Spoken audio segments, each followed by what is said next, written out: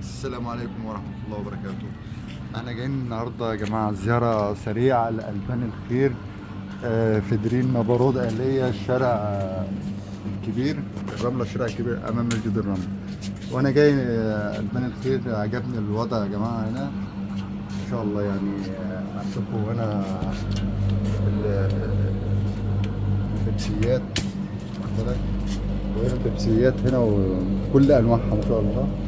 وهنا طبعا العصاير اهي شايفين العصاير والمياه المعدنيه وكل حاجه موجوده هنا في مكان الفيل. وعجبني جدا هنا يا جماعه، بصراحه عجبني هنا الايس كريم. الايس كريم هنا ما شاء الله جميل. وطبعا عندهم الحاجات تسالي واندومي، وعندهم حاجات حلوه كتير. وبمناسبه المدارس طبعا ودخول المدارس موجود هنا كل جميع انواع الجبن واللانشون وكل حاجه موجوده. حتى هنا في طبعا عندنا العسل اهوت، العسل الابيض، العسل الاسمر والطحينه وكل حاجه موجوده هنا ما شاء الله، جوده واسعار جميله. طبعا بمناسبه دخول المدارس، بسبب دخول المدارس موجود هنا اللانشون والجبنيات والزبادي وكل حاجه موجوده. حتى المعلبات هنا في فول معلبات اهوت، معلبات هنا ايه ما شاء الله، يعني حاجه جميله جدا.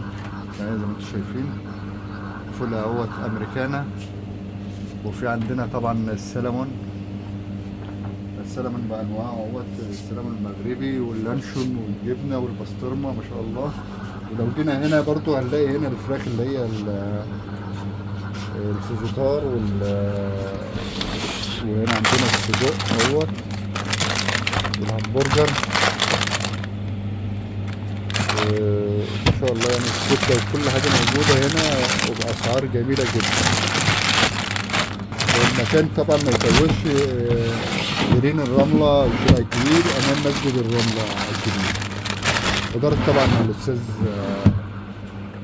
وليد ابو الغيط، وصاحب المحل الاستاذ امين ابو الغيط. ديت لحمه مفرومه اهوت، هنا عيش صاج اهوت اللي هو العيش السوري. طبعا عندنا الجبنه طبعا الموزاريلا اهيت اللي هي بتتعمل منها البيتزا والحاجات الحلوه. وطبعا عندنا هنا آه، طبعا عندنا هنا القهوه بتاع عماد افندي، شغل فخر من الاخر يعني. والزيت وكل حاجه موجود. طبعا هنا كل الجبن هنا، عندنا جبن طارق وجبن شهاب. وعندنا الجبنه هنا الخلطه اهيت، وعندنا جبنه البراميلي والرومي واللانشون. كل حاجه موجوده هنا عند الاستاذ وليد ابو الغيط، واداره الاستاذ امين ابو الغيط. والسلام عليكم ورحمه الله وبركاته.